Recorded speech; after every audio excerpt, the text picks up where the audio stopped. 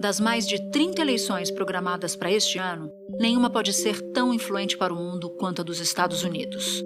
Os eleitores da maior economia do planeta vão votar em novembro para renovar 1/3 do Senado e toda a Câmara dos Deputados. Mas é a corrida presidencial que atrai a atenção global e, ao menos por enquanto, promete ser uma reedição do pleito de 2020. Ainda em 2022, o ex-presidente Donald Trump anunciou sua candidatura com o mesmo slogan que repete há 8 anos: fazer os Estados Unidos grandes de novo.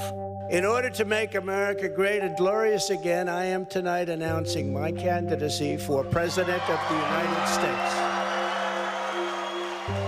Em abril, foi a vez do atual presidente Joe Biden tornar pública sua decisão de se recandidatar. This is not a time to be complacent. That's why I'm running for re-election, because I know America. Ambos refletem a divisão profunda entre os americanos e são os favoritos de seus partidos, só que ainda precisam passar pelas eleições primárias, quando outros candidatos podem também tentar a nomeação. Trump teria 38% dos votos, já Biden 36%. Outros 26% não souberam dizer em quem vão votar. A pesquisa do Instituto Ipsos, com a agência Reuters, ouviu 4.400 pessoas nos Estados Unidos todos. Entre os republicanos, Trump deve enfrentar adversários, mas o que realmente coloca um ponto de interrogação sobre a sua candidatura são suas pendências na justiça. Donald Trump foi declarado inelegível no estado do Colorado, em razão do papel que ele teve na invasão do Capitólio, que é o Congresso americano. Trump não vai poder ser candidato nas primárias de lá, do Colorado.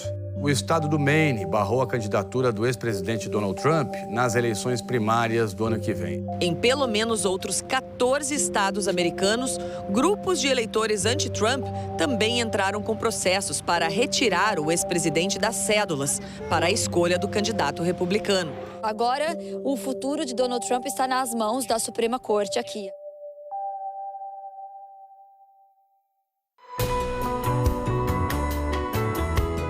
Da redação do G1, eu sou Natuzaneri e o assunto hoje é a eleição para presidente dos Estados Unidos. Um episódio guia para conhecer as datas importantes do pleito e entender quais fatores podem influenciar as campanhas com o jornalista Guga Chakra, comentarista da TV Globo e da Globo News e colunista do jornal o Globo. Quarta-feira, 3 de janeiro.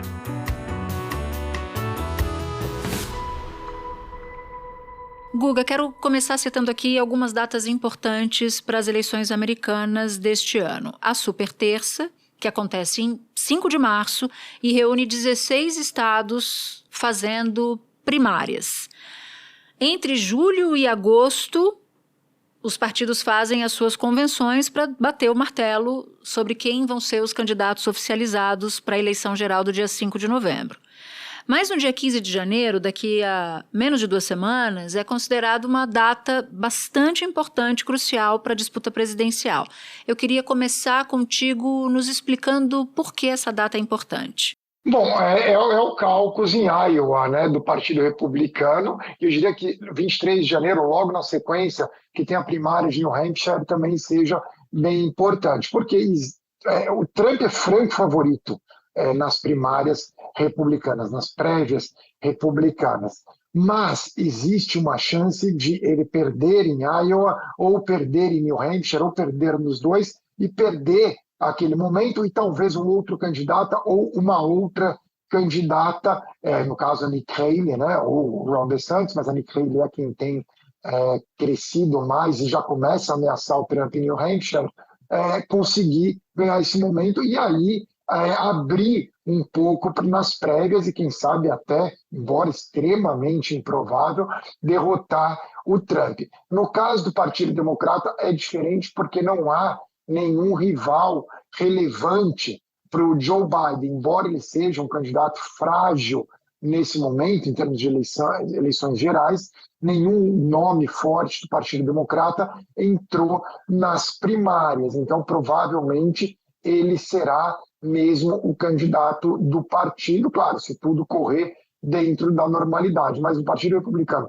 apesar do Trump ser o franco favorito, existe uma possibilidade porque há adversários fortes. A Nikki Haley foi embaixadora do próprio governo Trump nas Nações Unidas, governadora da Carolina do Sul, e está em ascensão nas pesquisas republicanas. O Ron DeSantis, que há um ano ameaçava o Trump, ele caiu nas pesquisas, mas ainda tem um patamar relevante, e é governador eleito e reeleito da Flórida, que é um dos estados mais importantes. Então, ainda está um pouco, não diria aberto, mas não é impossível que o Trump perca.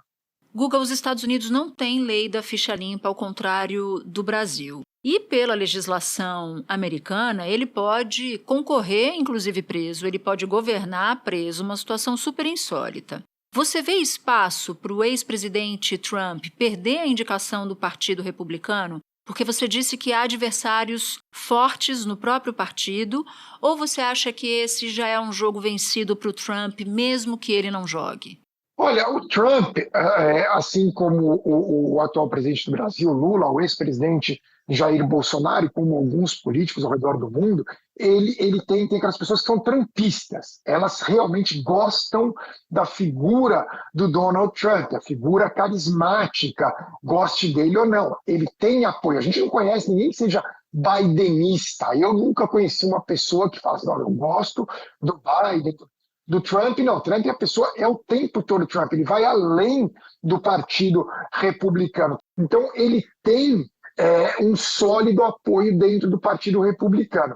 Para alguém derrotar o Trump, teria que, basicamente, ter o apoio de todo o restante do partido. Mas a gente não pode esquecer que mesmo republicanos que não sejam trumpistas, muitas vezes preferem o ex-presidente. Agora, se começam a ver a Nikki Haley como mais viável, aí existe uma possibilidade, sim, disso acontecer, ainda mais se os problemas do Trump na justiça se agravarem. Tem uma série de questões ainda, a Suprema Corte vai analisar uma série de temas. Trump ainda não foi condenado na justiça pelo envolvimento no 6 de janeiro. O Departamento de Justiça acusou o ex-presidente de 4 crimes, incluindo conspiração para fraudar os Estados Unidos, reprimir o direito ao voto e obstruir um processo oficial. Mas o julgamento sobre o papel dele na invasão do Congresso está marcado para março, em plena temporada de prévias do Partido Republicano. Mas suponha que o cenário para ele se agrave e que a Nikki Haley surpreenda no início das primárias em Iowa ou New Hampshire, existe uma chance remota, sim, de ela vir a derrotar o Trump. Mas eu diria que é improvável, dado o carisma dele e o apoio que ele tem, o apoio genuíno que ele tem no Partido Republicano. O trumpismo é algo que hoje talvez seja até maior do que o Partido Republicano. Ainda falando dessas decisões judiciais contra o Trump, Guga, em dezembro, a Suprema Corte do Colorado decidiu que Trump está inelegível para concorrer no estado. O quanto essa decisão isolada afeta de fato os rumos da eleição, pode impedir, no limite, que Trump seja candidato? Quais são as consequências que essa decisão pode provocar? Olha, Natuza, a questão não é exatamente a decisão da Suprema Corte do Colorado, mas a campanha do Trump vai para a Suprema Corte. E a decisão da Suprema Corte, a Suprema Corte Nacional, pode ter um impacto muito grande na eleição. O que a Suprema Corte Nacional pode decidir? Ela pode simplesmente reverter a decisão da Suprema Corte do Colorado, nesse caso será uma vitória do Trump, que vai dizer que é perseguido na justiça de estados como o Colorado, que seriam controlados pelos democratas. Então essa é uma possibilidade que não é pequena, visto que o Trump ainda não foi condenado por insurreição, quer dizer, ele foi tornado inelegível por algo que ele não é culpado, ele é acusado, ele é réu ainda. Uma segunda opção seria a Suprema Corte dizer que cabe aos estados decidirem. Nesse caso, o Colorado, então, ele seria inelegível, mas não teria, sendo só o Colorado, não teria impacto muito grande, porque o Biden ganharia no Colorado de qualquer maneira. Agora, se outros estados tomarem decisões similares, alguns desses estados, sejam estados onde o Trump ganharia, provavelmente, no colégio eleitoral, ou swing states, que são aqueles estados sem predomínio democrata e republicano, seria muito ruim para o Trump. E a terceira possibilidade, que é a mais improvável, seria a Suprema Corte dizer que o Trump é mesmo inelegível. Só que é improvável que isso aconteça, pelo menos enquanto ele não tiver sido condenado formalmente por insurreição. É difícil saber qual que é mais provável, como a Suprema Corte vai enxergar esse caso. É importante frisar que a Suprema Corte tem 6 juízes conservadores e 3 progressistas.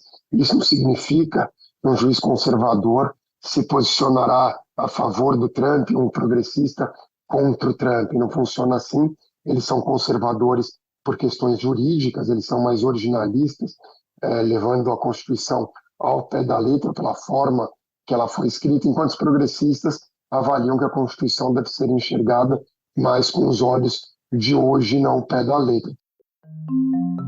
Espera um pouquinho que eu já volto para continuar minha conversa com o Guga.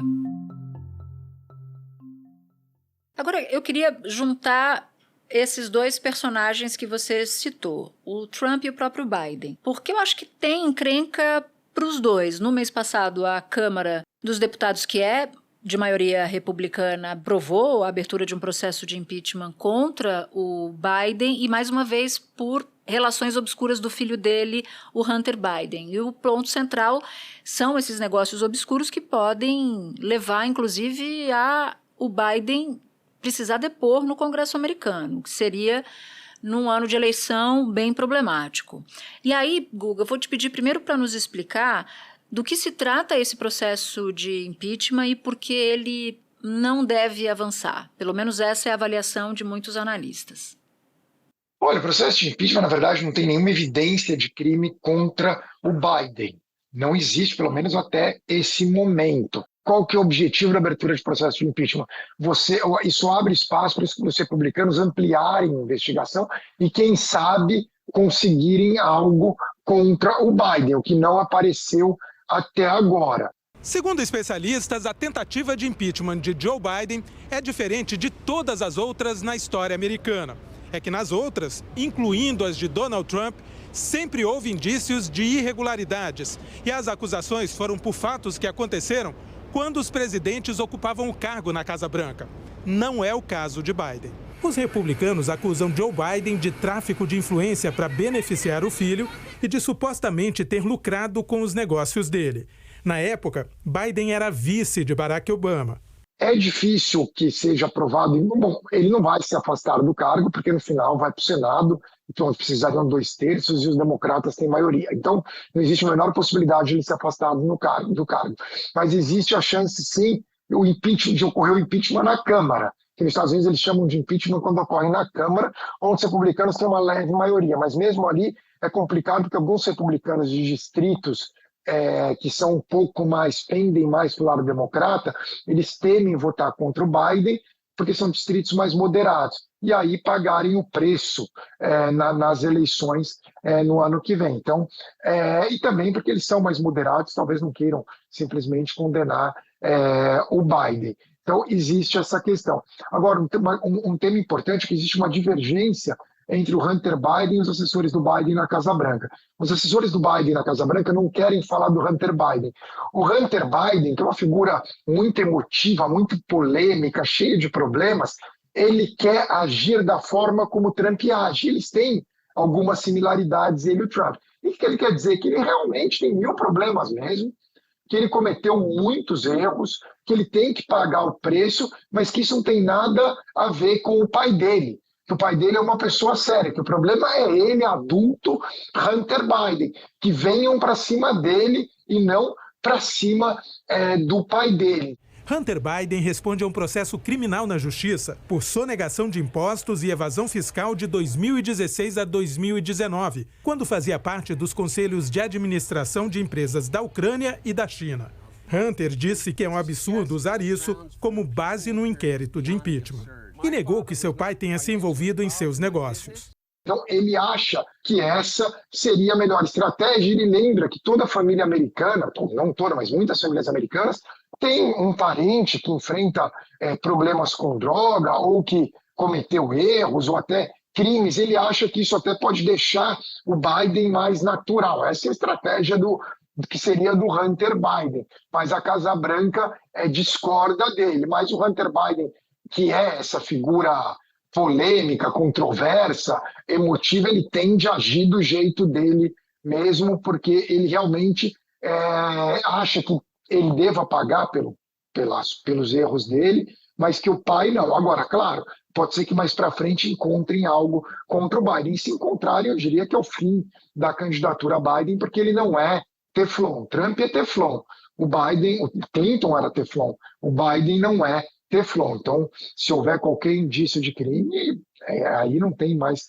A candidatura dele fica insustentável. Pode até ser candidato, mas muito dificilmente vai vencer. A gente se recorda do que aconteceu com a Hillary Clinton, que tampouco era Teflon. No momento que a gente grava, o Biden está atrás do Trump em pesquisas. Como é que ele consegue essa proeza, Guga? Porque você mesmo disse na sua coluna do Globo, você escreveu que o fato dele estar atrás de um adversário como o Trump é, palavras suas, algo vergonhoso.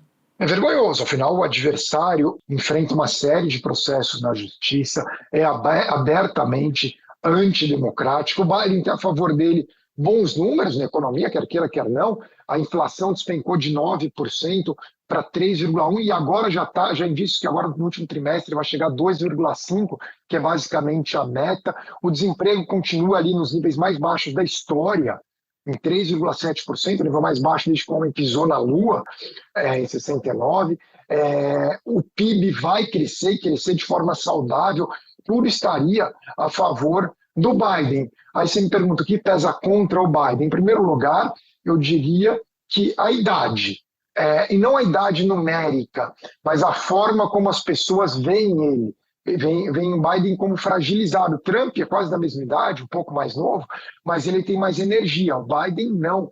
Então, existe uma imagem de uma figura frágil nesse momento. Então, muitos questionam se ele vai ter capacidade de governar os Estados Unidos. Falta um ano para o final do mandato, teria mais 4 anos pela frente. E convenhamos que daqui a um ano ele estará um ano mais velho, o que com certeza o prejudicará ainda mais. Então, isso pesa. Eu acho que a questão o cenário do Afeganistão, que foi decisivo ali, até então o Biden tinha um apoio grande, mas a forma humilhante como os Estados Unidos retiraram do Afeganistão, não sair do Afeganistão, que inclusive foi o Trump que negociou a retirada, e a maior parte dos americanos era a favor, mas a forma como foi, teve um impacto que até hoje não acabou. Analistas internacionais apontam que a volta do Talibã ao poder é resultado de uma sucessão de erros dos últimos presidentes americanos. Mas o desgaste maior será do atual ocupante da Casa Branca, Joe Biden.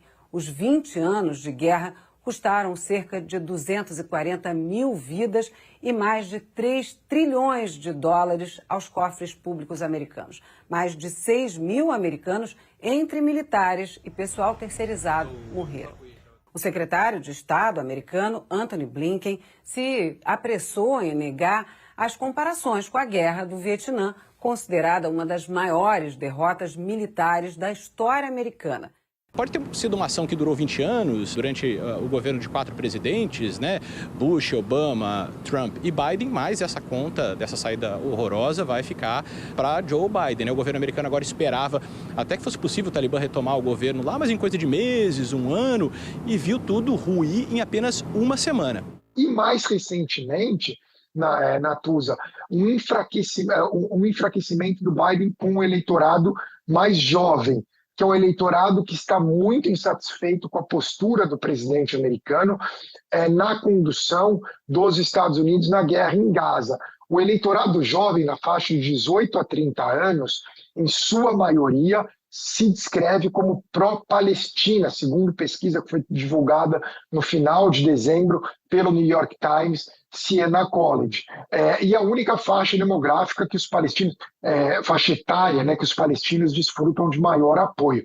Nas faixas mais velhas, o apoio é maior a Israel. Mas esses jovens foram fundamentais para o Biden. Então, isso gerou um impacto grande, porque eles veem o Biden como apoiando o que eles descrevem como atrocidades de Israel em Gaza. Enfim, eles criticam muito Israel e defendem um cessar-fogo. Isso tem um impacto, e a gente já vê que o Biden começa a perder do Trump entre o eleitorado mais jovem. Isso é irônico, porque os jovens estão migrando do Biden para o Trump, ou talvez não, e nem vão votar, embora o Trump também seja, até mais do que o Biden, seja mais pró-Israel, porque o Biden é crítico do Netanyahu, o Trump não. Agora ficou, mas por outras questões. Mas o Trump era muito aliado do Netanyahu.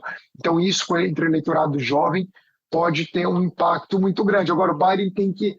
É difícil se equilibrar, porque embora os jovens sejam pró-Palestina, o restante das outras faixas etárias, e muitos democratas, são pró-Israel. Então, o Biden tenta se equilibrar entre esses dois lados, e essa é a grande dificuldade dele na condução dos Estados Unidos, que o outro lado avalia que Israel está sim no direito de se defender do atentado terrorista cometido pelo Hamas, que resultou na morte de 1.200 pessoas em Israel, atentado que matou 1.200 pessoas em Israel.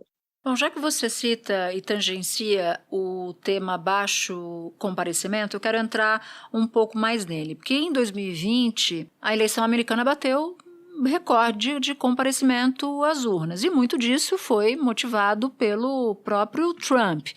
Eleitores anti-Trump foram maciçamente às urnas, eleitores negros, mulheres, eleitores da comunidade LGBT foram super importantes na ocasião. Mas as pesquisas também apontam que esses eleitores estão super desmotivados. Então, como é que o Partido Democrata pode reverter isso? Você enxerga alternativas?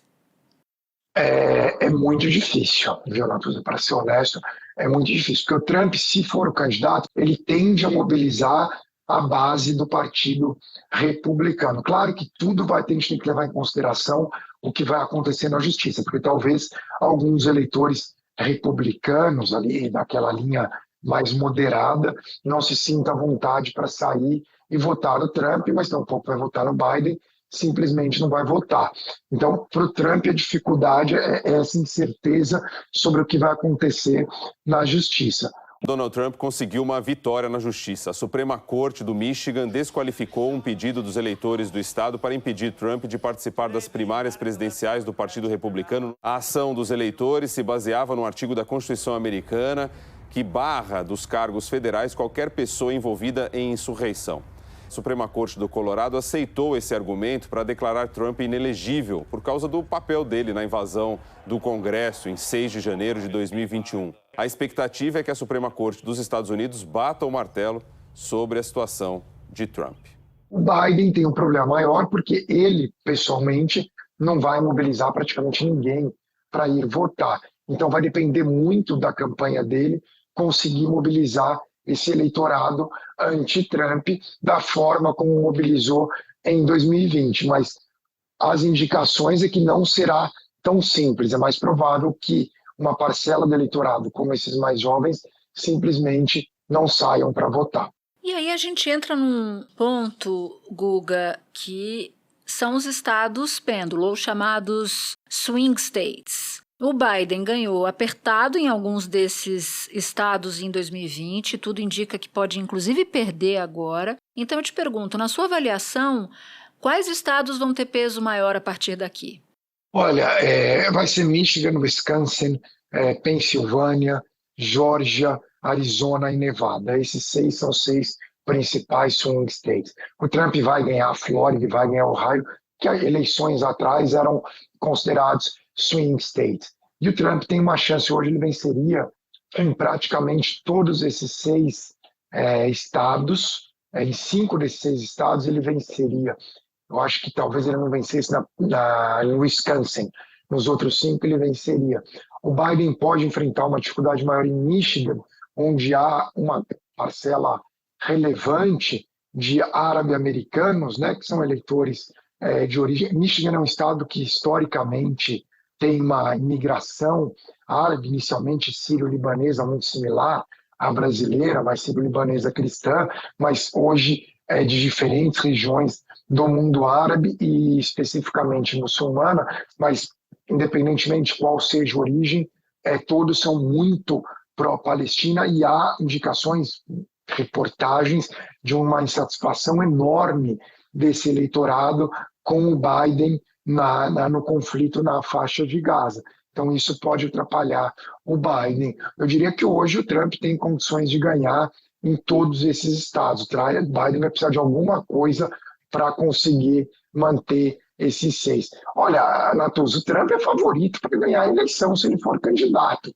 Se fosse hoje, ele seria eleito presidente dos Estados Unidos. É que ao longo de um ano há sempre muitas incertezas do que pode acontecer e já houve episódios de candidatos que estavam enfraquecidos conseguirem reverter e acabarem vencendo a eleição. O próprio Obama estava enfraquecido um ano antes da eleição e acabou ganhando. Já o Bush pai estava forte um ano antes da eleição, tinha ganho a Guerra do Golfo, mas acabou perdendo para o Clinton, que poucos conheciam um ano antes da eleição. Mas como essa eleição entre dois candidatos conhecidos, no caso o Trump e o Biden, a situação para o Biden é delicadíssima. Bom, como tem aquele velho ditado que o mundo não gira, capota, temos muito tempo aí para fazer várias avaliações com você aqui no assunto sobre o passo dessa eleição. Pelo que você está dizendo, eu entendo que guerra vai ser um ponto importante do debate eleitoral ao longo desse ano. Tem outros fatores que você acha que vão pesar muito? Eu, por exemplo, te pergunto o fator idade que você mencionou. Mas quando eu olho para a idade do Trump e para a idade do Biden, eles têm 4 anos de diferença. O Trump tem 77 e o Biden tem 81. Por que o debate da idade foca mais o Biden do que o Trump? Isso se você considerar, Guga, que idade vai ser um tema da campanha, apesar do etarismo, né? A guerra a gente não sabe como vai estar daqui a um ano, como vai estar o cenário, então talvez perca força, talvez surjam outros conflitos, enfim, guerra da Ucrânia ninguém esperava quando eclodiu e hoje pouco se fala, então a gente não sabe como vai ser, mas de qualquer forma o tema ajuda militar vai entrar no debate, porque os republicanos questionam muito a ajuda militar dada para os Estados Unidos à Ucrânia, são dezenas de bilhões de dólares e a Ucrânia não conseguiu grandes avanços. Eu acho que a guerra da Ucrânia pode ter um impacto maior do que a de Gaza daqui a um ano, mas isso é suposição. Os Estados Unidos anunciaram que vão enviar 250 milhões de dólares em armas e equipamento militar para a Ucrânia. Só que a Casa Branca alertou que precisa da aprovação urgente do Congresso americano, claro, para novos pacotes de ajuda. O governo de Joe Biden anunciou um novo pacote de 250 milhões de dólares em armas e equipamentos para a Ucrânia. Com isso, os Estados Unidos vão poder, então, enviar material dos estoques do Pentágono, uma medida que não precisa da aprovação do Congresso, mas é a última vez que vai conseguir fazer isso sem a aprovação do Congresso americano. E as negociações por lá estão paralisadas. Eu acho que outro tema que vai ser muito forte é a questão da fronteira com o México. Eu acho que isso vai ter um peso enorme na eleição. O secretário de Estado americano Antony Blinken viajou para o México para uma reunião com o presidente do país, Andrés Manuel López Obrador, e eles vão discutir a crise migratória que os dois países enfrentam. O número de pessoas que tenta entrar de maneira ilegal aumentou nos últimos meses aqui nos Estados Unidos. De outubro para cá, para vocês terem uma ideia, o governo americano registrou ao todo pelo menos 700 mil imigrantes na fronteira com o México. E aí os Estados Unidos querem agora que o governo mexicano resolva ou amenize o problema para que o problema não chegue até a fronteira americana nessa dimensão. A questão da idade é aquilo que eu falei anteriormente, que é a imagem que o Biden passa. O John Kerry tem a mesma idade que o Biden, ou o Paul McCartney, que fez um show agora no Brasil, o Caetano Veloso, mas eles têm muito mais energia do que o Biden. O problema do Biden é a falta de energia, a imagem que ele passa, que para muita gente passa a imagem de fragilidade. Não é a questão numérica, 81 anos, é a questão de imagem frágil que ele tem. O Trump tem 77 anos, mas ele demonstra ter muita energia quando ele fala, ainda é mais enérgico. Então, a gente não sabe como vai estar daqui a um ano, mas eu acho que esse fator atrapalha muito o Biden. Eu acho que se o Biden fosse mais jovem, tivesse com 70 anos, com 60, ele teria uma chance maior de ser eleito. Porque é uma coisa que todo mundo fala, muitos não têm coragem de falar publicamente, mas todo mundo, assim, qualquer conversa que você tem aqui, sempre a primeira coisa em relação ao Biden é relacionada à fragilidade dele, a idade dele, de que ele não teria condições para mais um mandato. Para outros, não. Para outros, falam, ele está melhor que o Trump, está mais em forma, está esbelto, tudo. O Trump, não. O Trump já teria outros problemas. Mas é um debate, com certeza, será muito forte. Guga, tenho a sensação de que você será amplamente requisitado neste ano de eleição americana. Por favor, esteja presente. Você é importante aqui nos nossos episódios.